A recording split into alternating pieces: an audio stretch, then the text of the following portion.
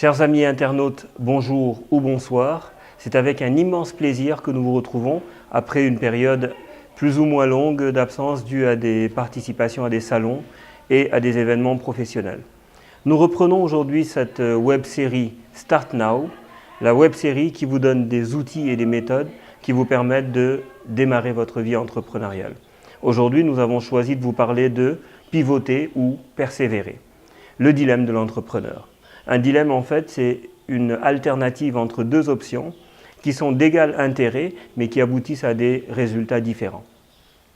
Pivoter ou persévérer est donc un choix, une décision que toute entreprise est amenée à prendre quand elle se situe dans une configuration particulière. Celle de décider si oui ou non, il faut continuer dans la direction que nous avons choisie ou, à contrario, rebrousser chemin et opérer un changement tactique, stratégique ou radical. Pour répondre à la question « est-ce qu'il me faut persévérer ou pivoter ?», il y a un certain nombre de questions auxquelles il faut répondre et ces questions sont « est-ce que les changements, est-ce que les résultats que j'avais prévus, que j'avais espérés, je les ai atteints ?» Première chose. Deuxième chose, c'est de se déterminer si le marché, si ma cible répond comme je le souhaite à mon produit.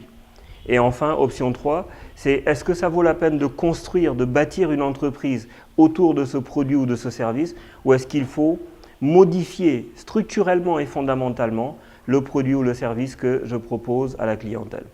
C'est Eric Ries qui parle du Lean Startup et au cœur du Lean Startup, il se trouve la décision de pivoter ou de persévérer. Persévérer donc, c'est aller plus loin dans la dynamique que l'on s'est fixée et pivoter, c'est changer stratégiquement. La liste des pivots est longue et je crois qu'elle contient approximativement une dizaine de pivots. Simplement, j'ai retenu de ne vous parler que des 3 les plus essentiels.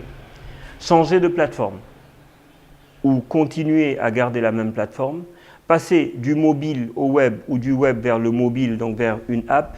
Deuxième option, c'est de changer de canal de distribution. Vous étiez avant exclusivement online, vous décidez de vous allier avec un réseau de distributeurs physiques pour distribuer votre produit online, mais aussi physiquement, à moins de choisir simplement d'arrêter de distribuer online et de n'avoir qu'une vue corporate et de distribuer vos produits au sein d'un réseau physique. Et enfin, changer de modèle économique. Vous avez facturé à l'abonnement, vous décidez de passer à de la facturation à l'acte. Vous avez facturé avec des modèles, vous tirez vos revenus de la publicité et vous décidez de changer pour faire financer votre activité par les plus gros donneurs, par les plus gros clients qui vont rendre gratuit le produit ou de passer au freemium. Le freemium, c'est que vous avez une version light qui est gratuite, mais si vous voulez accéder à plus de fonctionnalités, vous allez devoir payer pour accéder à un service premium. Voilà donc les 3 types de pivots que j'avais prévu d'envisager avec vous. Écoutez, démarrez maintenant.